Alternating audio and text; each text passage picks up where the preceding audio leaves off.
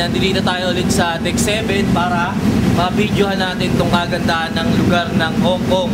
Dati nakapunta na tayo sa lugar ng Singapore, ngayon naman nandito naman tayo sa lugar ng Hong Kong. Ito ang lugar ng Hong Kong, city ng Hong Kong. Yan, napakaliit lang ng lugar ng bansa ng Hong Kong, napakayabang bansa. Mamaya lang ng konti ay didikit na yung barko natin dito sa puerto ng Hong Kong. Kaya ililibutin natin to, ipapakita ko na dito banda ay maraming mga kakaiba at mga pambihirang mga building dito. Tulad nito, ipapakita ko na dito naman sa kabila ay merong barko na nakadaong.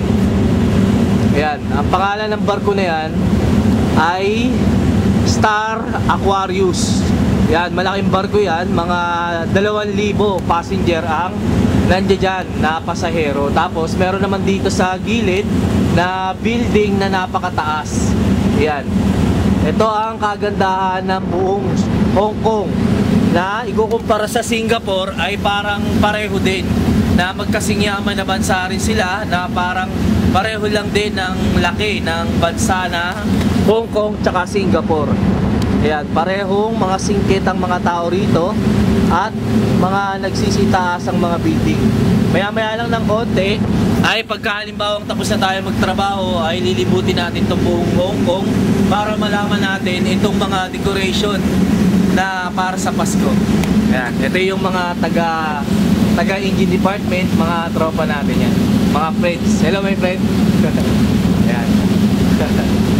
Yan, nandito ngayon sila dahil para malaman na nila at nakaka-excite na rito lumabas para makapasyal na tayo sa lugar ng Hong Kong. Overnight tayo rito ngayon.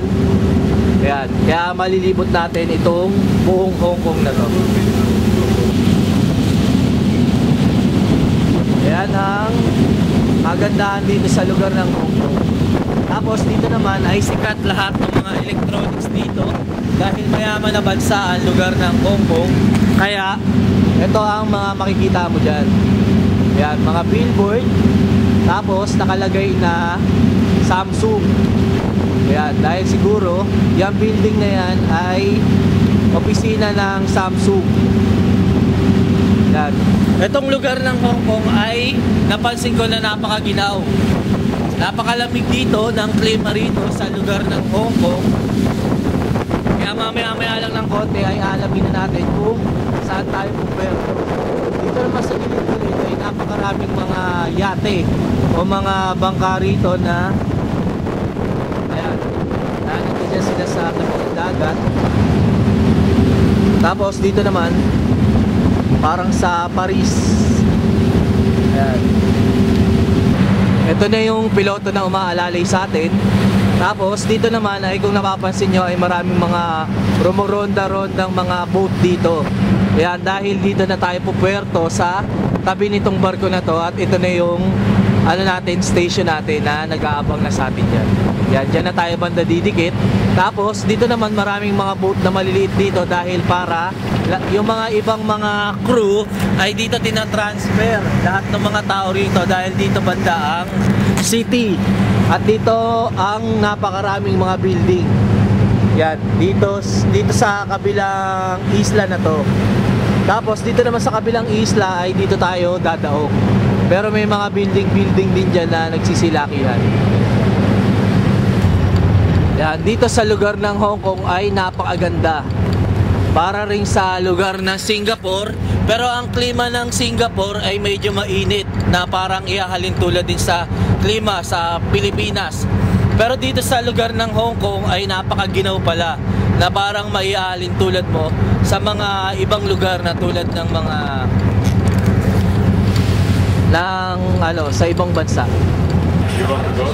Yan, dito na yung tayo sa Hong Kong. December 16 tayo ngayon. Yan, overnight tayo ngayon. Bukas pa tayo alis. 10 minutes from here. Tapos dito naman may nakasulat na Hong Kong welcomes Lejaman. Yan, welcome tayo rito. Welcome yung barko natin. Ngayon gagala na tayo dahil tapos na yung trabaho.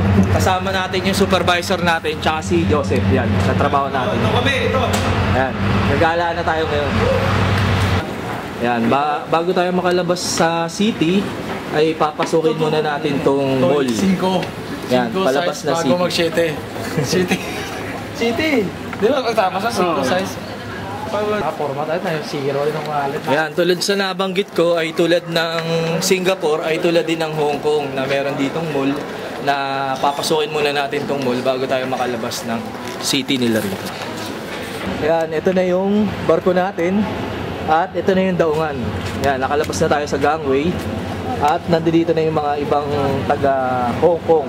Yan, bali yung mga ibang mga pasahero ay nagpapapicture dyan o pinipicturean tong kagandahan itong mga nagtataas ang building sa gilid ng dagat.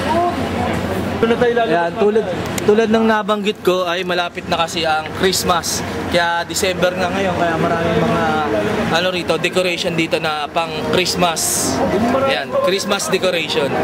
Ayan, ito yung lugar ng Hong Kong, nililibot na natin ngayon. Ito yung mall na inakyat natin, tapos maraming mga decoration dito sa taas dahil December na ngayon. Ayan, tulad din sa Singapore na marami na rin mga decoration na ganyan. Ayan, dito ay maraming mga decoration.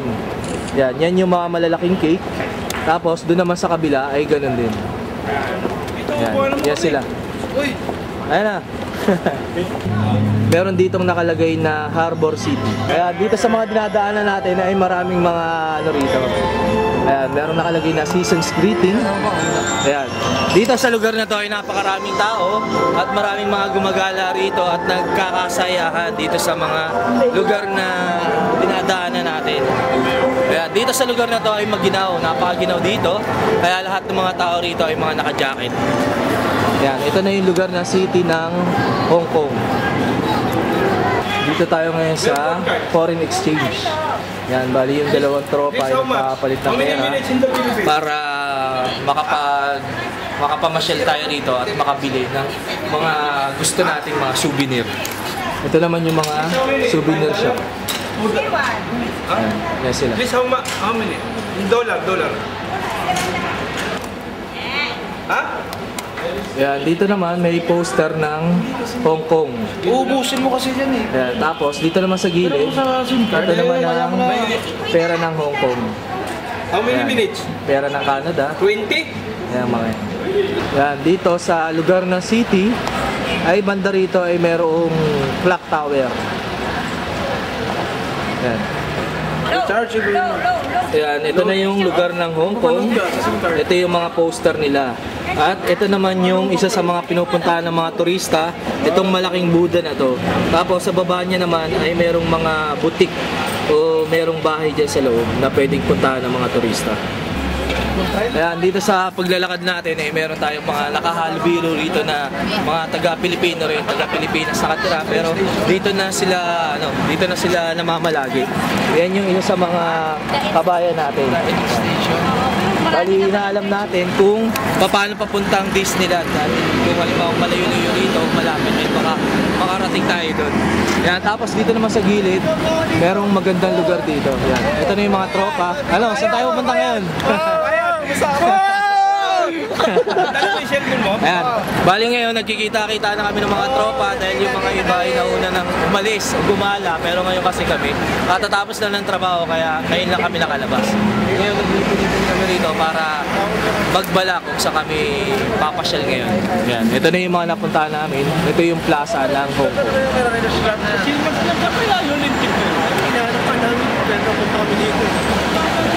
Tanong ka doon sa kabayan mo sa Boss Israel. Oy, ayan. Oy, pare ko, yan ang masasabi mo. Malapit na ako umuwi. Baka meron kang gustong message sa mga kababayan mo. Sa Pulilan, Bulacan. Oh. Dito na ako sa Hong Kong. Oh, ano masasabi mo lang? Dito na sa lugar ng Hong Kong. Pwede na ako mamatay. Nakapunta na ako ng Hong Kong, ha? Yan. Ito yung mga tropa natin dito. Yan, mga katrabaho natin yan sa barko ng Lake. Punta rin ako ng Pampanga sa mga baby. Pupunta ako dyan. Yan, ngayon binabalak namin pumunta sa lugar ng Seaman's Club kung saan yung lugar na yun. Pero dito banda sa plaza na to ay merong mga fountain dito. Yan. Tapos sa fountain na yan, meron din naman dung waterfalls. Yan, dun sa pinakamataas. Dahil yan ata ay 5-star hotel na yan ang isa sa mga pinupuntahan ng mga pasahero dito. Yan. Dito sa lugar ng ano na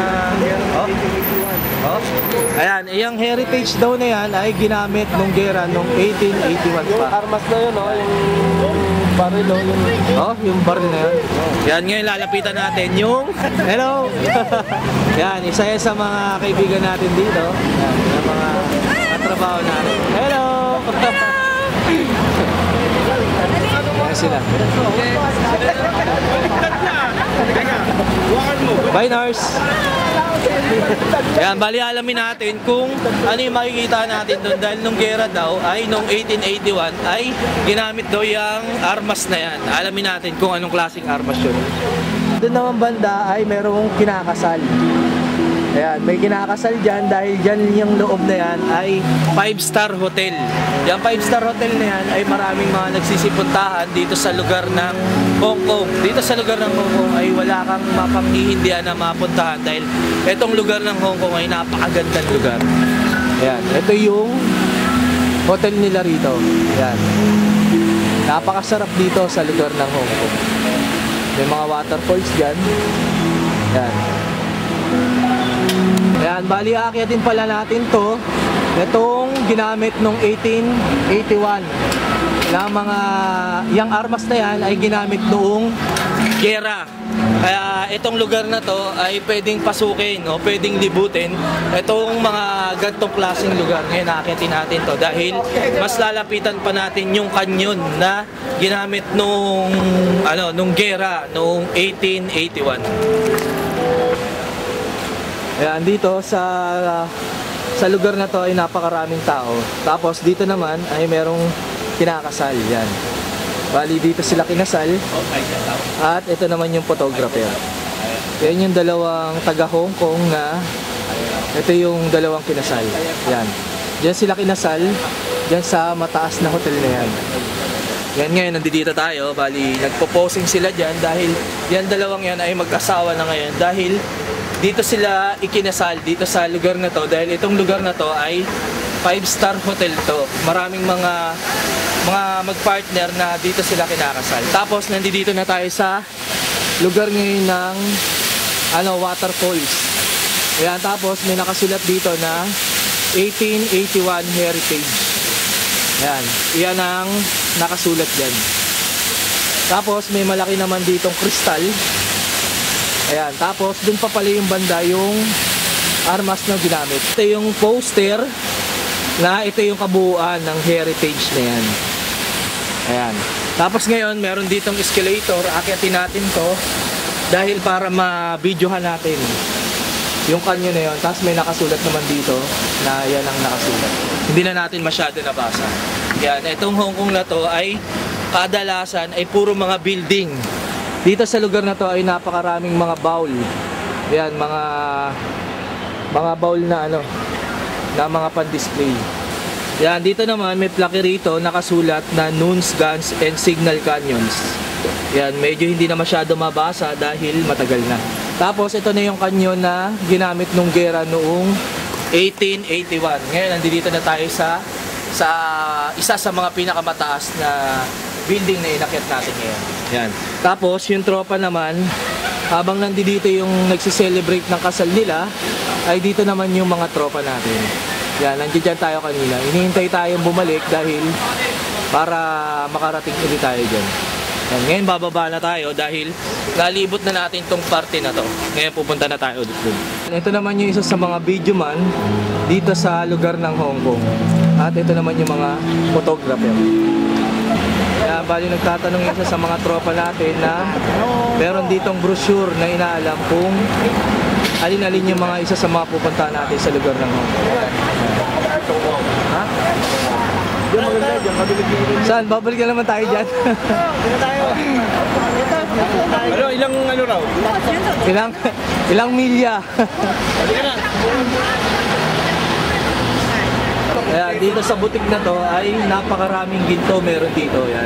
Mga mamahaling ginto yan, mga totoong ginto yan. Monyet. Monyet. Monyet, just monyet. Kaya bali dito kami galing dahil napakaraming mga electronics na mura din dyan.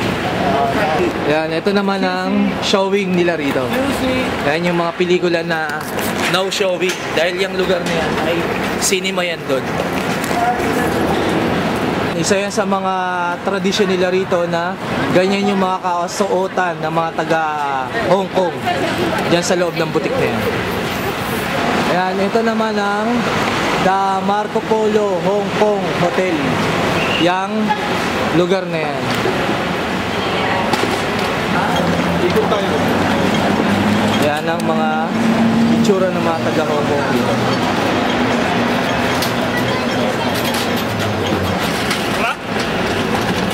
Yan, dito naman, merong nakalagay na China, Hong Kong City. Dolar, Hong Kong dollar. Hong Kong dollar? Hong Kong dollar. US dollar. US dollar. Yan. Bali, pinasok natin yung isa sa mga mall dito. Dito tayo sa electronic station. Dito sa loob ay mura ang mga electronics dito. Tulad ng mga high-tech na mga laptop rito na ang mga ganitong klaseng laptop na model ay mga maninipis na. Yan, yung mga ganyang klaseng laptop. Ayan, bali lahat ng mga tropa ay ipasukan dito sa loob dahil dito sa loob ay napakaraming mga electronics na mga iba't iba rito. Mga iba't ibang klase.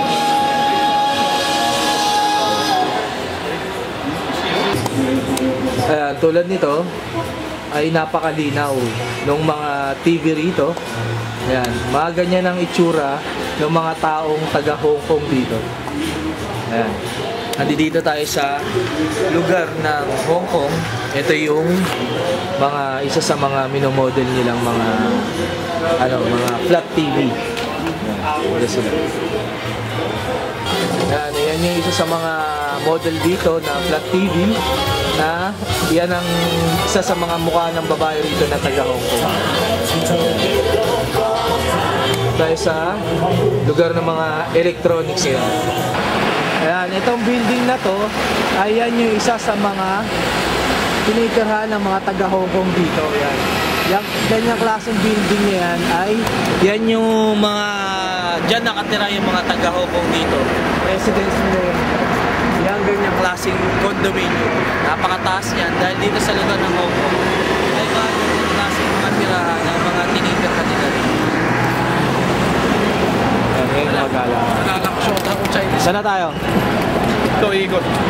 Yan, nandito tayo sa loob ng butik. Tapos meron ditong mga t-shirt. Hello, sorry sir. Yan, Sorry sir. Yan, ito yung isa sa mga tropa natin na katrabaho natin niya sa Lejaman. Israel! Ito yung sumali din na Mr. Lejaman sa barko natin. Papauwi na yan. Goodbye, my friend. See you. See you again. Yan, nagpapalit kami ng pera ngayon. Dito ang itsura ng pera ng Hong Kong dollars. Pakita mo nga pare.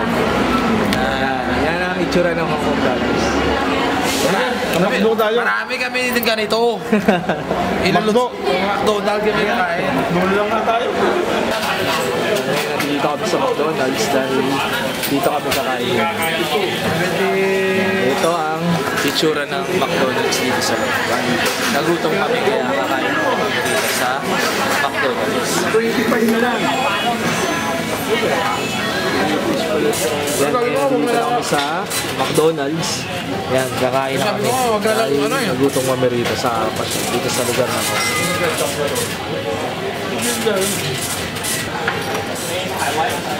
Yan. Bali, nagutom kami, kumain kami rito sa lugar ng McDonald's sa Hong Kong.